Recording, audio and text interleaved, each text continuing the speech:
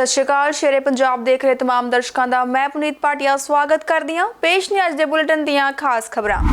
केंद्र सरकार ने कणक समेत हाड़ी दीआं फसलों के घट्टो घट समर्थन मुल च कीता वाधा। खेतीबाड़ी मंत्री ने कहा जारी रहेगी MSP। 40 रुपए कणक का समर्थन मुल वधाउण ते केंद्र सरकार ते भड़के मुख मंत्री। विरोधी धिरां ने भी कहा किसानां नाल कीता गया मजाक। संयुक्त किसान मोर्चा करेगा 10 सितंबर ਨੂੰ पंजाब ਦੀਆਂ सियासी पार्टियां नाल मीटिंग। चोणां दे प्रचार ਨੂੰ ਲੈ ਕੇ तय होवेगी रूपरेखा। सुखबीर बादल दे झूठ बोलन दे गुरनाम चड़ूनी होए खफा। कहा नहीं मंगी सुखबीर बादल कोलों कोई मदद। कल होने वाली सियासी पार्टियां दी मीटिंग तो पहला किसान आगू राजेवाल ने सियासी पार्टियां नूं कीती ताकीद। ओलंपिक जेतू खिडारियों लिए मुख मंत्री वालों शाही दावत। नकद इनामां नाल भी किया सन्मानित। किसान सम्मेलन च पहुंचे पंजाबी गायक कंवर गरेवाल ते जस बाजवा ने केंद्र सरकार नूं लाए रगड़े। ते हुण खबरां विस्तार नाल। किसानां वालों नवे खेतीबाड़ी कानूनां विरोध चल रहे अंदोलन नूं होर तेज करन दे विचकार अज केंद्रीय मंत्री मंडल दी मीटिंग विच किसानां लई अहम फैसला लिया गया। प्रधानमंत्री नरेंद्र मोदी दी प्रधानगी हेठ होई कैबिनेट मीटिंग विच कणक, छोले, दाल, सरों समेत सारियां हाड़ी दीआं फसलां दे घट्टो घट समर्थन मुल विच वधाउण दा फैसला कीता गया। मंत्री मंडल ने साल 2022 तो 2023 लई कणक दे MSP नूं 40 रुपए प्रति क्विंटल वधा के 2015 रुपए कर दिता। इस तो इलावा छोलियां दा घट्टो घट समर्थन मुल 130 रुपए वधा के 5500 रुपए प्रति क्विंटल कर दिता गया।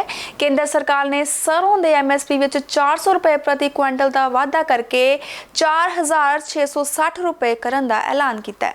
खेतीबाड़ी मंत्री नरेंद्र तोमर ने हाड़ी दीआं फसलों के घट्टो घट समर्थन मुल च वाधा कीते जाण दे केंद्रीय मंत्री मंडल के फैसले नूं किसानां दे हित च दस्सिया अते कहा कि इस नाल जिथे उन्हां नूं वधेरे लाभकारी मुल यकीनी मिलेगा उत्थे कई तरह दीआं फसलां बीजण लई ओह उत्साहित होणगे।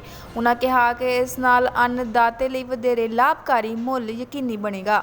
ये रबी के सीजन की जो फसलों का न्यूनतम समर्थन मूल्य है सरकार ने घोषित कर दिया है और काफ़ी समय पूर्व कर दिया है। और मुझे लगता है कि इसके प्रकाश में किसान अपना उत्पादन करेंगे और सरकार जो खरीद की प्रक्रिया है उसके अनुसार उपार्जन करेगी और इसका लाभ किसानों को मिलेगा। सामान्य तौर पर आप सब ने अनुभव किया होगा कि कुछ लोग ऐसा भ्रम फैलाने की कोशिश करते हैं कि MSP समाप्त हो जाएगी, लेकिन प्रधानमंत्री नरेंद्र मोदी जी की किसानों के प्रति प्रतिबद्धता है और हमेशा रहेगी। प्रधानमंत्री जी ने आश्वस्त किया है MSP थी, है और रहेगी। और लगातार कृषि सुधार कानून आने के बाद भी MSP की दर बढ़ रही है, उत्पादन बढ़ रहा है और MSP पर खरीद बढ़ रही है। इस पर किसी के मन में कोई शंका नहीं होनी चाहिए। मुख्यमंत्री कैप्टन अमरिंदर सिंह ने अज केंद्रीय कैबिनेट वालों कणक की MSP विच वाधे नूं शर्मनाक करार दिंदे होए कहा कि केंद्र सरकार ने मुसीबत विच घिरे किसानां दे जख्मां उत्ते लूण फूकिया। मुख्यमंत्री ने कहा कि जदों भारत दा खेतीबाड़ी खेतर औखे समय विचों लंघ रहा है अते किसान ढुकवीं MSP लई अंदोलन कर रहे हैं, अजिहे समय भाजपा की अगुवाई वाली भारत सरकार ने अन्नदातियां नाल कोझा मजाक कीता है। मंत्री ने कहा कि उन्हां दी सरकार ने सूबे विच कणक दी पैदावार दी लागत नूं मुख रखदिआं प्रति क्विंटल 2830 रुपए MSP दा सुझाव दिता सी। उत्थे ही पंजाब के विरोधी धिर दे नेता हरपाल सिंह चीमा ने भी केंद्र सरकार वालों घट्टो घट समर्थन मुल च कीते गए वादे नूं किसानां दे नाल कोझा मजाक दस्सिया। हरपाल चीमा ने कहा कि एक पासे काले कानून लागू करके केंद्र सरकार ने देश के किसानां दे नाल धोखा कीता है ते हुण घट्टो घट समर्थन मुल च सिर्फ 40 रुपए का कीता वादा यह साबित करता है कि केंद्र सरकार नूं देश के किसानां दी कोई परवाह नहीं है। श्रोमणी अकाली दल वालों भी केंद्र सरकार वालों कीते गए वादे ते टिप्पणी की गई है। श्रोमणी अकाली दल ने केंद्र सरकार कोलों मंग की है कि घट्टो घट समर्थन मुल दे विच 40 रुपए नहीं बल्कि 150 रुपए का वाधा किया जाए। केंद्र सरकार ने एक बार फिर किसानों के नाल मतरेई माड़ा सलूक किया गा। अज जिहड़ियां वख-वख फसलों के भाव बताए गए ने, बहुत दुगुणे वधाए गए ने मैं समझदा एक बार फिर किसान के ਜ਼ਖਮਾਂ ਤੇ ਨਮਕ ਛਿੜਕਣ ਦਾ ਕੰਮ ਬੀਜੇਪੀ ਦੀ ਸਰਕਾਰ ਨੇ ਕੀਤਾਗਾ। ਇੱਕ ਪਾਸੇ ਕਿਸਾਨੀ ਅੰਦੋਲਨ ਚੱਲ ਰਿਹਾ ਔਰ ਦੂਜੇ ਪਾਸੇ ਬਹੁਤ ਨਗੂਣੇ ਬਹੁਤ ਘੱਟ ਰੇਟ ਵਧਾਉਣਾ ਇਸ ਗੱਲ ਦਾ ਸਬੂਤ ਆ ਕਿ ਬੀਜੇਪੀ ਜਿਹੜੀ ਹੈਗੀ ਆ ਕੇਂਦਰ ਸਰਕਾਰ ਜਿਹੜੀ ਆ ਉਹ ਕਿਸਾਨ ਵਿਰੋਧੀ ਸਰਕਾਰ ਪੰਜਾਬ ਵਿੱਚ ਵਿਧਾਨ ਸਭਾ ਚੋਣਾਂ ਨੂੰ ਲੈ ਕੇ ਹਿਲਜੁਲ ਸ਼ੁਰੂ ਹੋ ਗਈ ਹੈ, ਜਿਸ ਲਈ ਸੰਯੁਕਤ ਕਿਸਾਨ ਮੋਰਚਾ ਨੇ 10 ਸਤੰਬਰ ਨੂੰ ਸਾਰੀਆਂ ਸਿਆਸੀ ਪਾਰਟੀਆਂ ਦੀ ਮੀਟਿੰਗ ਬੁਲਾਈ ਹੈ, ਪਰ ਭਾਜਪਾ ਨੂੰ ਨਹੀਂ ਸੱਦਿਆ ਗਿਆ। ਇਹ ਮੀਟਿੰਗ ਚੰਡੀਗੜ੍ਹ ਵਿੱਚ ਹੋਏਗੀ। ਦੱਸ ਦਈਏ ਕਿ ਸ਼੍ਰੋਮਣੀ ਅਕਾਲੀ ਦਲ ਦੇ ਪ੍ਰਧਾਨ ਸੁਖਬੀਰ ਸਿੰਘ ਬਾਦਲ ਨੇ ਗੱਲ ਪੰਜਾਬ ਦੀ ਪ੍ਰੋਗਰਾਮ ਵਿਰੁੱਧ ਕਿਸਾਨ ਪ੍ਰਦਰਸ਼ਨ ਕਰ ਰਹੇ ਨੇ, ਇਸ ਲਈ ਸੁਖਬੀਰ ਬਾਦਲ ਨੇ ਇਹ ਪ੍ਰੋਗਰਾਮ ਹਫ਼ਤੇ ਲਈ ਟਾਲ ਦਿੱਤਾ ਸੀ ਤੇ ਕਿਸਾਨ ਜਥੇਬੰਦੀਆਂ ਤੋਂ ਮੀਟਿੰਗ ਲਈ ਸਮਾਂ ਮੰਗਿਆ ਸੀ। ਸੁਖਬੀਰ ਬਾਦਲ ਦਾ ਇਹ ਪ੍ਰੋਗਰਾਮ 10 ਸਤੰਬਰ ਤੋਂ ਦੁਬਾਰਾ ਸ਼ੁਰੂ ਹੋਣਾ ਹੈ। ਕਿਸਾਨ ਆਗੂਆਂ ਨੇ ਐਲਾਨ ਦਿੱਲੀ ਦੀ ਸਿੰਘੂ ਸਰਹੱਦ ਤੇ 32 ਜਥੇਬੰਦੀਆਂ ਦੀ ਮੀਟਿੰਗ ਤੋਂ ਬਾਅਦ ਕੀਤਾ। ਸੰਯੁਕਤ ਕਿਸਾਨ ਮੋਰਚਾ ਦੇ ਆਗੂਆਂ ਕੁਲਵੰਤ ਸਿੰਘ ਸੰਧੂ, ਰੁਲਦੂ ਸਿੰਘ ਮਾਨਸਾ ਨੇ ਕਿਹਾ ਕਿ ਪੰਜਾਬ ਵਿੱਚ ਚੋਣਾਂ ਲਈ ਹਾਲੇ ਸਮਾਂ ਬਾਕੀ ਹੈ। ਸਿਆਸੀ ਪਾਰਟੀਆਂ ਪਿਛਲੇ ਸਮੇਂ ਵਿੱਚ ਵੀ ਪ੍ਰਚਾਰ ਕਰਦੀਆਂ ਰਹੀਆਂ ਨੇ, ਪਰ ਇਹ ਨਹੀਂ ਪਤਾ ਸੀ ਕਿ ਇਸ ਵਾਰ ਰਾਜਨੀਤਿਕ ਪਾਰਟੀਆਂ ਕਾਹਲੀ ਕਿਉਂ ਕਰ ਰਹੀਆਂ ਨੇ, ਜਦੋਂ ਉਹ ਚੰਗੀ ਤਰ੍ਹਾਂ ਜਾਣਦੀਆਂ ਨੇ ਕਿ ਕਿਸਾਨ ਦਿੱਲੀ ਦੀ ਸਰਹੱਦ ਤੇ ਲੜ ਰਹੇ ਨੇ।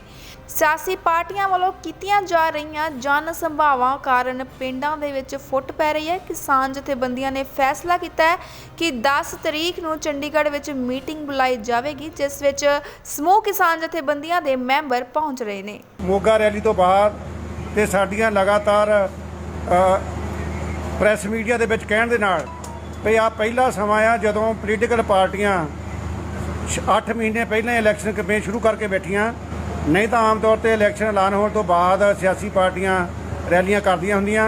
ਖਾਸ ਤੌਰ ਤੇ ਅਕਾਲੀ ਦਲ ਬੜਾ ਤੇਜ਼ੀ ਨਾਲ ਰੈਲੀਆਂ ਕਰ ਰਿਹਾ, ਪਰ ਸਾਡੇ ਵਿਰੋਧ ਤੋਂ ਬਾਅਦ ਉਹਨੇ 6 ਦਿਨ ਲਈ ਰੈਲੀਆਂ ਪੋਸਟਪੋਨ ਕੀਤੀਆਂ ਸੀ। ਨਾਲ ਉਹਨੇ ਸਾਨੂੰ ਬੇਨਤੀ ਕੀਤੀ ਸੀਗੀ ਕਿ ਅਸੀਂ ਗੱਲਬਾਤ ਕਰਨ ਨੂੰ ਤਿਆਰ ਹਾਂ, ਐਵੇਂ ਕਿਸੇ ਦੀ ਸੈਟਲਮੈਂਟ ਕਰਨਾ ਚਾਹੁੰਦੇ ਹਾਂ ਤੇ ਕੋਈ ਝਗੜੇ ਤੋਂ ਬਚਾ ਰਵੇ।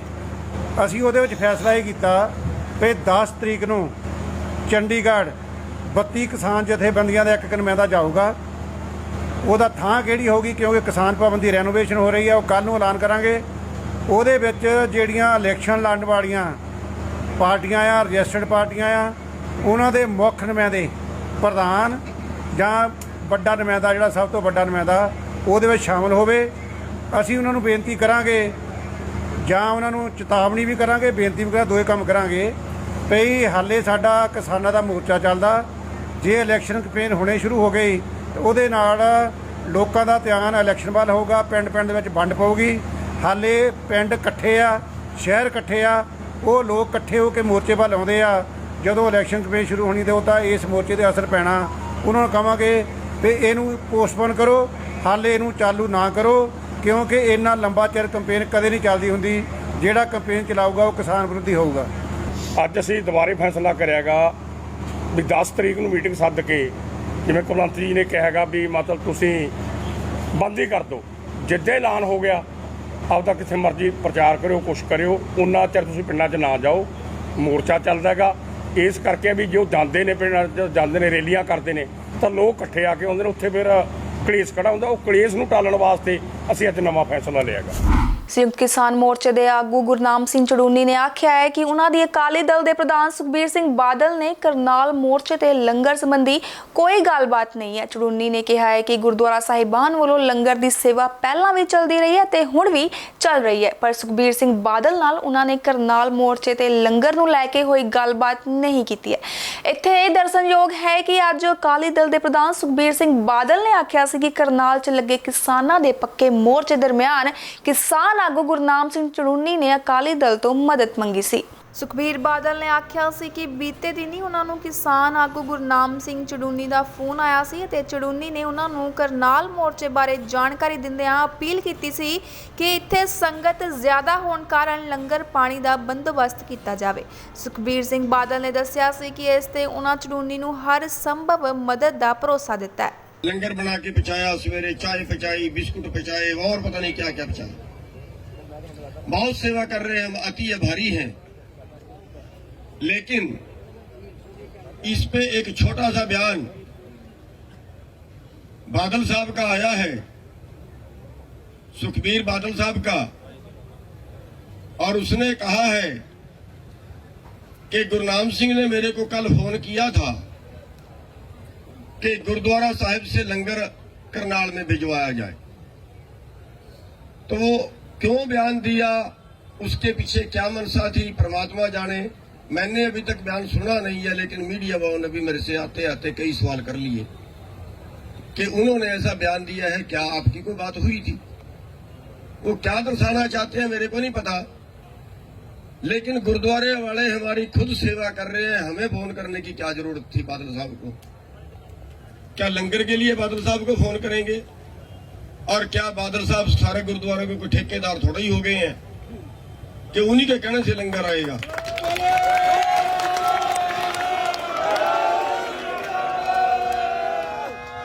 बादल साहब का ये कहना हमें बड़ा अटपटा लगा है कि गुरनाम सिंह ने कहा है मैंने ना कोई उनको फोन किया, ना मेरे कहीं सनगुमान है कि उनको करें, ना मेरी को उनसे जानकारी है, कोई रिश्तेदारी है, कोई मित्रता है मैं उनको फोन करूं।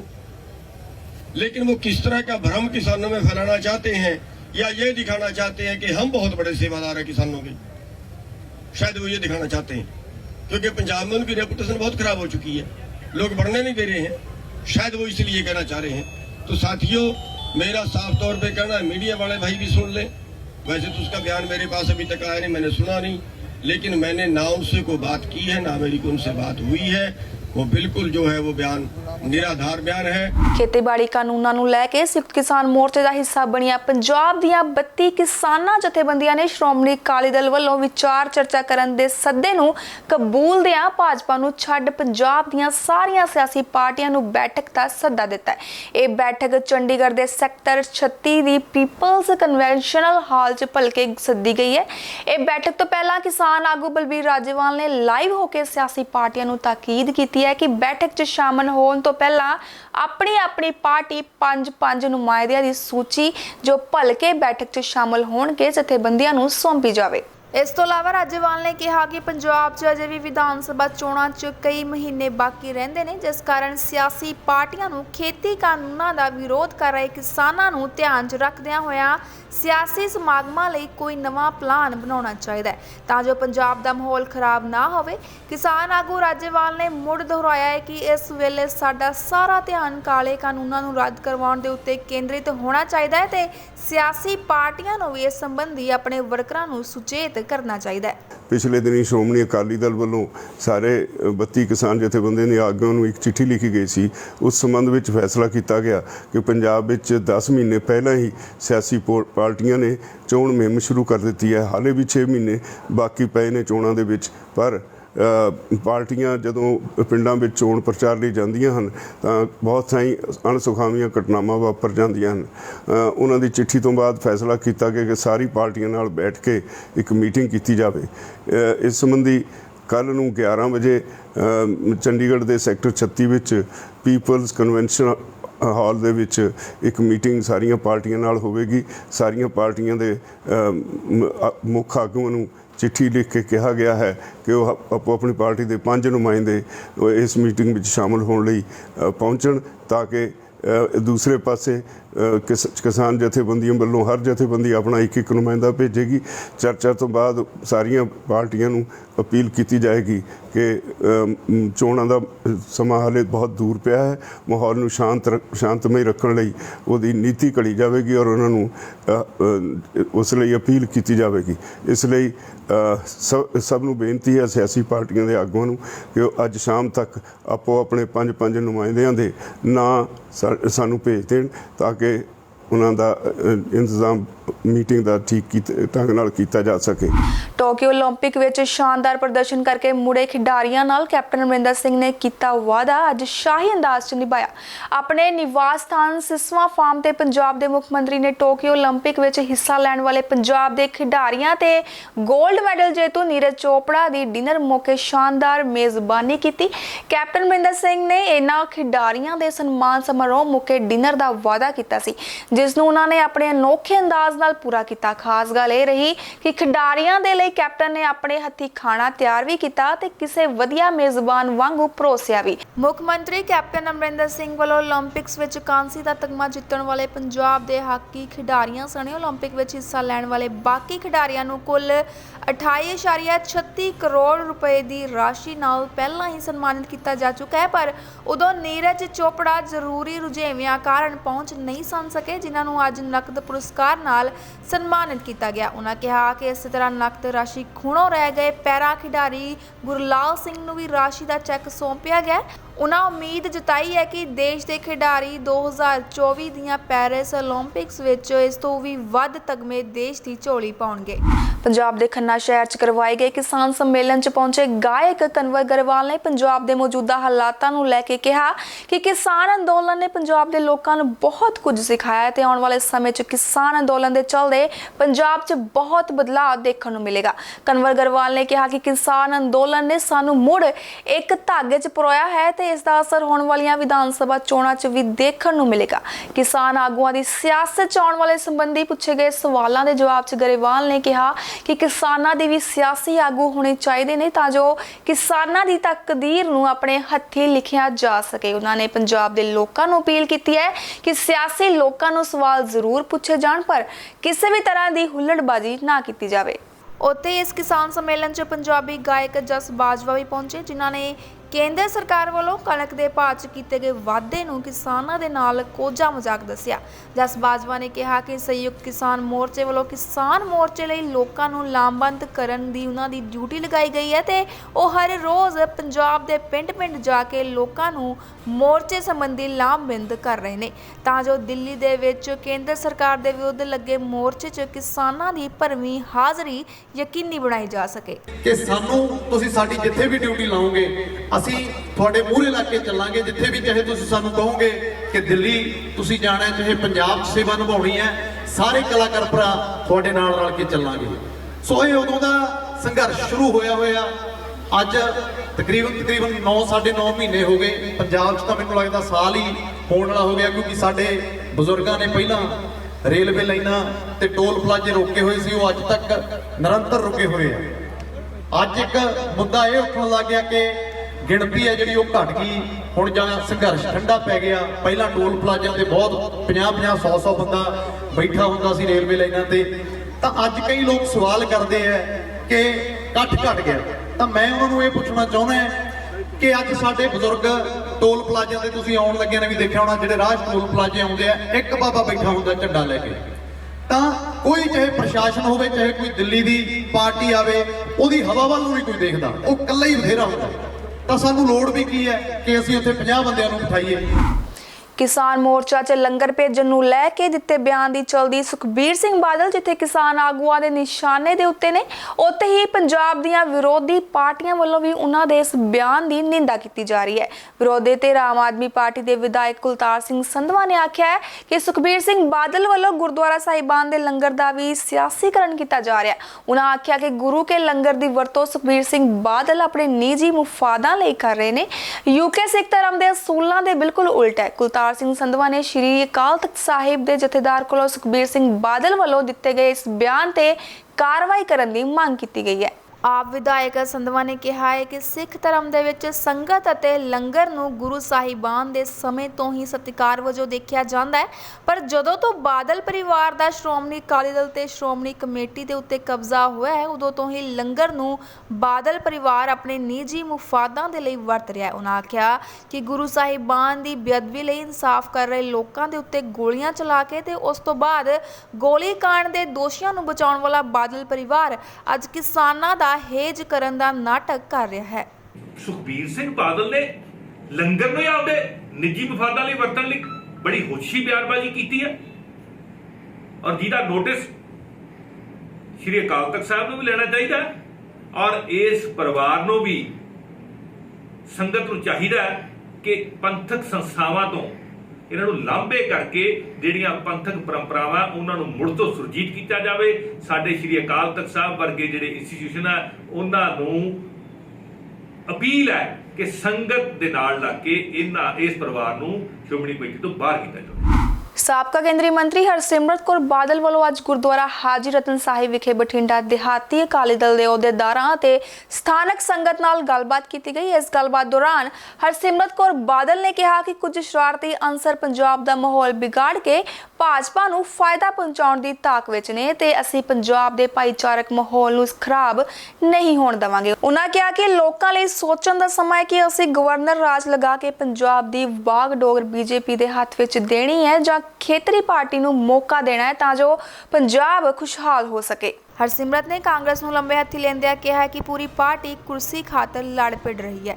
5 ਸਾਲ ਪਹਿਲਾਂ ਅਸੀਂ ਵਿਕਾਸ ਪੱਖੋਂ ਪੰਜਾਬ ਨੂੰ ਕਿੱਥੇ ਛੱਡ ਕੇ ਗਏ ਸੀ, ਪਰ ਅੱਜ ਪੰਜਾਬ ਹਰ ਖੇਤਰ ਵਿੱਚ ਪਿਛੜ ਚੁੱਕਾ ਹੈ। ਲੋਕ ਸਰਕਾਰ ਤੋਂ ਤੰਗ ਆ ਚੁੱਕੇ ਨੇ। ਨਾਲ ਹੀ ਉਹਨਾਂ ਦੀ ਸਹਿਯੋਗ ਪਾਰਟੀ ਆਪ ਪਾਰਟੀ ਤੇ ਨਿਸ਼ਾਨਾ ਬਿੰਦੇ ਹੋਏ ਕਿਹਾ ਕਿ ਉਹਨਾਂ ਦੀ ਵੀ ਹਕੀਕਤ ਚੰਦ ਦਿਨਾਂ 'ਚ ਹੀ ਸਾਹਮਣੇ ਆ ਜਾਵੇਗੀ। ਆਹੀ ਤਾਂ ਗੱਲ ਹੈ, ਅਸੀਂ ਲੋਕਾਂ ਦੇ ਕੋਲ ਤਾਂ ਹੀ ਤਾਂ ਜਾਣਾ ਚਾਹੁੰਦੇ ਨੇ ਕਿ ਪੰਜਾਬ ਨੂੰ 5 ਸਾਲ ਪਹਿਲੇ ਆਪਾਂ ਕਿੱਥੇ ਛੱਡ ਕੇ ਗਏ ਸੀ ਤੇ ਹਰੇਕ ਪੱਖੋਂ ਪੰਜਾਬ ਅੱਜ ਕਿੱਥੇ ਪਹੁੰਚ ਗਿਆ ਹੈਗਾ। ਤੇ ਭਾਵੇਂ ਆਪਾਂ ਭ੍ਰਿਸ਼ਟਾਚਾਰ ਦੀ ਗੱਲ ਕਰੀਏ ਜਾਂ ਅਤਿਆਚਾਰ ਦੀ ਗੱਲ ਕਰੀਏ ਜਾਂ ਬਿਜਲੀ ਦੇ ਬਿੱਲ ਦੀ ਗੱਲ ਕਰੀਏ, ਕਿਸਾਨੀ ਦੀ ਗੱਲ, ਹਰ ਪੱਖੋਂ ਪੰਜਾਬ ਕਿੰਨਾ ਪਿਛੜ ਗਿਆ ਹੈ ਕਿ ਅਸੀਂ ਰਾਸ਼ਟਰਪਤੀ ਰਾਜ ਲਾ ਕੇ ਕੈਪਟਨ ਸਾਹਿਬ ਨੂੰ ਹੋਰ ਸਮੇਂ ਦੇਣਾ ਹੈ ਕਿ ਬੀਜੇਪੀ ਨੂੰ ਗਵਰਨਰ ਰਾਜ ਲਾ ਕੇ ਪੰਜਾਬ ਦਾ ਹੋਰ ਨਾਸ ਕਰਨਾ ਹੈ ਜਾਂ ਆਪਣੀ ਪਾਰਟੀ ਆਪਣੀ ਖੇਤਰੀ ਪਾਰਟੀ ਨੂੰ ਲਾ ਕੇ ਪੰਜਾਬ ਦੀ ਲੜਾਈ ਲੜਨ ਵਾਸਤੇ ਬਾਦਲ ਸਾਹਿਬ ਵਰਗੇ ਮੁਖੀ ਨੂੰ ਅੱਗੇ ਕਰਕੇ ਅਸੀਂ ਆਪਣੀ ਲੜਾਈ ਲੜ ਕੇ ਆਪਣੀ ਹੱਕ ਲੈਣੇ। ਇੱਥੇ ਬੀਤੇ ਦਿਨੀ ਪੰਜਾਬ ਦੇ 2 ਮੰਤਰੀਆਂ ਵੱਲੋਂ ਬਟਾਲਾ ਨੂੰ ਜ਼ਿਲ੍ਹਾ ਬਣਾਉਣ ਦੀ ਮੰਗ ਨੂੰ ਲੈ ਕੇ ਮੁੱਖ ਮੰਤਰੀ ਪੰਜਾਬ 'ਚ ਆਪਸੀ ਚਿੱਠੀ ਪੱਤਰ ਅਤੇ ਬਿਆਨਬਾਜ਼ੀ ਚੱਲ ਰਹੀ ਹੈ। ਉੱਥੇ ਹੀ ਅੱਜ ਬਟਾਲਾ ਵਿਖੇ ਇੱਕ ਇਕੱਠ ਜਿਸ 'ਚ ਨੌਜਵਾਨ, ਵਕੀਲ, ਸਨਅਤਕਾਰ ਅਤੇ ਬਟਾਲਾ ਦੇ ਲੋਕ ਸ਼ਾਮਿਲ ਨੇ ਵੱਲੋਂ ਸ਼੍ਰੀ ਗੁਰੂ ਨਾਨਕ ਦੇਵ ਜੀ ਦੇ ਇਤਿਹਾਸਿਕ ਗੁਰਦੁਆਰਾ ਸ਼੍ਰੀ ਕੰਧ ਸਾਹਿਬ ਵਿਖੇ ਅਰਦਾਸ ਕੀਤੀ ਗਈ। ਸੰਗਤ ਨੇ ਅਰਦਾਸ ਕੀਤੀ ਕਿ ਆਉਣ ਵਾਲੇ 13 ਸਤੰਬਰ ਨੂੰ ਸ਼੍ਰੀ ਗੁਰੂ ਨਾਨਕ ਦੇਵ ਜੀ ਦੇ ਵਿਆਹ ਪੁਰਬ ਤੇ ਇਹ ਮੰਗ ਜੋ ਕਈ ਸਾਲਾਂ ਤੋਂ ਉੱਠ ਰਹੀ ਹੈ ਕਿ ਬਟਾਲਾ ਨੂੰ ਜ਼ਿਲ੍ਹਾ ਦਾ ਦਰਜਾ ਮਿਲੇ, ਉਹ ਪੂਰੀ ਹੋਵੇ। ਅਰਦਾਸ 'ਚ ਸ਼ਾਮਲ ਨੌਜਵਾਨ ਆਗੂ ਜਗਜੋਤ ਸਿੰਘ ਦਾ ਕਹਿਣਾ ਸੀ ਕਿ ਬਟਾਲਾ ਨੂੰ ਜ਼ਿਲ੍ਹਾ ਬਣਾਉਣ ਦੀ ਮੰਗ ਨੂੰ ਲੈ ਕੇ ਕਈ ਬੀਤੇ ਸਾਲਾਂ ਤੋਂ ਬਟਾਲਾ ਦੇ ਲੋਕ ਸੰਘਰਸ਼ ਕਰਦੇ ਰਹੇ ਨੇ। ਉਹਨਾਂ ਵੱਲੋਂ ਪਿਛਲੇ ਸਮੇਂ ਤੋਂ ਇਹ ਮੰਗ ਪੰਜਾਬ ਸਰਕਾਰ ਵੱਲੋਂ ਕਈ ਵਾਰ ਉਠਾਈ ਗਈ ਹੈ। ਉਹਨਾਂ ਨੇ ਕਿਹਾ ਕਿ ਬਟਾਲਾ ਇੱਕ ਇਤਿਹਾਸਿਕ ਸ਼ਹਿਰ ਹੈ ਤੇ ਪਹਿਲਾਂ ਹੀ ਪੁਲਿਸ ਜ਼ਿਲ੍ਹਾ ਦਾ ਦਰਜਾ ਬਟਾਲਾ ਕੋਲ ਹੈ। ਅਰਦਾਸ 'ਚ ਸ਼ਾਮਲ ਕੌਂਸਲਰ ਹਰਿੰਦਰ ਸਿੰਘ ਨੇ ਦੱਸਿਆ ਕਿ ਉਹਨਾਂ ਵੱਲੋਂ ਇਸ ਮੰਗ ਨੂੰ ਲੈ ਕੇ ਜਿੱਥੇ ਅੱਜ ਅਰਦਾਸ ਕੀਤੀ ਗਈ ਉੱਥੇ ਪੰਜਾਬ ਸਰਕਾਰ ਅਤੇ ਪੰਜਾਬ ਦੇ ਮੁੱਖ ਮੰਤਰੀ ਨੂੰ ਮੰਗ ਪੱਤਰ ਰਾਹੀਂ ਬਟਾਲਾ ਨੂੰ ਜ਼ਿਲ੍ਹਾ ਦਾ ਦਰਜਾ ਦੇਣ ਦੀ ਮੰਗ ਪਿਛਲੇ ਸਮੇਂ 'ਚ ਲਗਾਤਾਰ ਕੀਤੀ ਜਾਂਦੀ ਰਹੀ ਹੈ। ਇਸ ਮੰਗ ਨੂੰ ਲੈ ਕੇ ਮੁੱਖ ਮੰਤਰੀ ਪੰਜਾਬ ਅਮਰਿੰਦਰ ਸਿੰਘ ਦੇ ਬਿਆਨ ਸਾਹਮਣੇ ਆਏ ਨੇ ਕਿ ਇਹ ਮੰਗ ਉਹਨਾਂ ਤੇ ਸਰਕਾਰਾਂ ਦੇ ਵਿਚਾਰ ਅਧੀਨ ਹੈ। ਉੱਥੇ ਕੁਝ ਵਰਗਾਂ ਤੇ ਲੋਕਾਂ ਵੱਲੋਂ ਇਸ ਮੰਗ ਦਾ ਵਿਰੋਧ ਵੀ ਜਤਾਇਆ ਜਾ ਰਿਹਾ ਹੈ। ਸ਼ਹਿਰ ਵਾਸੀਆਂ ਵੱਲੋਂ ਇਹ ਕਿਸੇ ਪਾਰਟੀ ਦੀ ਮੰਗ ਨਹੀਂ, ਕਿਸੇ ਦੀ, ਇਹ ਸ਼ਹਿਰ ਵਾਸੀਆਂ ਦੀ ਮੰਗ ਹੈ ਜਿਹਦੇ 'ਚ ਸਾਰੇ ਵਰਗ, ਐਡਵੋਕੇਟ ਸਾਹਿਬਾਨ, ਧਾਰਮਿਕ ਜਥੇਬੰਦੀਆਂ, ਸੋਸ਼ਲ ਆਰਗੇਨਾਈਜੇਸ਼ਨ ਔਰ ਸਮੁੱਚੇ ਤੌਰ ਤੇ ਸ਼ਹਿਰ ਦੀ ਜਨਤਾ ਜਿਨ੍ਹਾਂ ਦੀ ਬੜੀ ਦੇਰ ਤੋਂ ਮੰਗ ਚੱਲੀ ਆ ਰਹੀ ਹੈ ਕਿ ਵੀ ਸਾਡੇ ਬਟਾਲੇ ਨੂੰ ਉਹਦਾ ਬਣਦਾ ਹੱਕ ਦਿੱਤਾ ਜਾਵੇ। ਇਹ ਸਾਡਾ ਬਟਾਲਾ ਜਿਹੜਾ ਇਹ ਜ਼ਿਲ੍ਹਾ ਬਣਨਾ ਚਾਹੀਦਾ, ਜਿਹੜਾ ਬਣਦਾ ਇਹ ਪੂਰਾ ਡਿਜ਼ਰਵ ਕਰਦਾ। ਔਰ ਅਸੀਂ ਸ਼ੁਕਰਗੁਜ਼ਾਰ ਹਾਂ ਕਿ ਸਾਡੀ ਇਸ ਮੰਗ ਨੂੰ ਜਿਹੜੀ ਸਨ 95 ਤੋਂ ਚੱਲੀ ਆ ਰਹੀ ਸੀ, ਤੁਹਾਨੂੰ ਯਾਦ ਹੋਗਾ ਕਿ ਐਡਵੋਕੇਟ ਮਾਣਾ ਜੀ ਨੇ ਉਸ ਵੇਲੇ ਭੁੱਖ ਹੜਤਾਲ ਵੀ ਰੱਖੀ ਸੀ। ਉਸ ਤੋਂ ਬਾਅਦ ਕਲਸੀ ਜੀ ਨੇ ਜਿਹਨਾਂ ਬੜੀ ਦੇਰ ਇਸ ਮੂਵਮੈਂਟ ਨੂੰ ਚਲਾਇਆ, ਪਰ ਕੋਈ ਹੰਗਾਰਾ ਨਾ ਮਿਲਣ ਕਰਕੇ ਮੰਗ ਜਿਹੜੀ ਠੰਡੀ ਪੈ ਗਈ ਸੀ। ਪਿਛਲੇ 2 ਸਾਲ ਪਹਿਲਾਂ ਬਾਬੇ ਦੇ ਵਿਆਹ ਤੇ ਜਦੋਂ ਜਾਖੜ ਸਾਹਿਬ ਦੀ ਇਲੈਕਸ਼ਨ ਸੀ, ਉਸ ਵੇਲੇ ਕੈਪਟਨ ਅਮਰਿੰਦਰ ਸਿੰਘ ਜੀ ਦੇ ਧਿਆਨ 'ਚ ਲਿਆਂਦਾ ਗਿਆ ਸੀਗਾ, ਪਰ ਕੋਈ ਗੱਲ ਉਸ ਵੇਲੇ ਸਾਡੀ ਜਿਹੜੀ ਗਾਂ ਤੁਰਦੀ ਨਹੀਂ ਸੀ। ਹੁਣ ਸਾਨੂੰ ਆਸ ਹੋਈ ਆ, ਅਸੀਂ ਅਰਦਾਸ ਕਰਾਈ ਹੈ ਕਿ ਪ੍ਰਮਾਤਮਾ ਸਾਡਾ ਬਟਾਲਾ ਵਾਸੀਆਂ ਦੀ ਜਿਹੜੀ ਮੰਗ ਆ ਇਹਨੂੰ ਨੇਪਰੇ ਚਾੜੋ ਔਰ ਜੇ ਇਹ ਮੂਵ ਸ਼ੁਰੂ ਹੋਈ ਹੈ ਇਹ ਨਿਰਵਿਘਨ ਜਿਹੜੀ ਹੈ ਸੰਪੂਰਨ ਹੋਵੇ, ਇਹਦੇ 'ਚ ਹੁਣ ਕੋਈ ਰੁਕਾਵਟ ਨਾ ਆਵੇ ਕਿਸੇ ਵੀ ਤਰ੍ਹਾਂ ਦੀ। ਅਸੀਂ ਇਹੋ ਹੀ ਚਾਹੁੰਦੇ ਹਾਂ ਕਿ ਸਾਡੇ ਬਟਾਲੇ ਨੂੰ ਇਹਦਾ ਬਣਦਾ ਹੱਕ ਦਿੱਤਾ ਜਾਵੇ। ਜਿਹੜੀ ਇੱਕ ਸਿਆਸੀ ਗਲਤੀ ਕਿਤੇ ਹੋ ਗਈ ਹੈ, ਉਹ ਸਿਆਸੀ ਗਲਤੀ ਹੁਣ ਜਿਹੜੀ ਦੁਬਾਰਾ ਨਾ ਹੋਵੇ। ਸਾਡਾ ਬਟਾਲਾ ਜਿਹੜਾ ਇੱਕ ਪੂਰਨ ਜ਼ਿਲ੍ਹਾ ਬਣੇ ਜਿਹਦੇ ਨਾਲ ਸਾਡੇ ਆਉਣ ਵਾਲੇ ਬੱਚਿਆਂ ਨੂੰ ਜਿਹੜੇ ਬਣਦੇ ਜੋ ਫਾਇਦੇ ਨੇ ਉਹਨਾਂ ਨੂੰ ਮਿਲਣ। ਇਹ ਸਨ ਹੁਣ ਤੱਕ ਦੀਆਂ ਖਾਸ ਖਬਰਾਂ। ਅਗਲਾ ਬੁਲੇਟਿਨ ਲੈ ਕੇ ਫਿਰ ਤੋਂ ਹੋਵਾਂਗੇ ਹਾਜ਼ਰ। ਸਤਿ ਸ਼੍ਰੀ ਅਕਾਲ।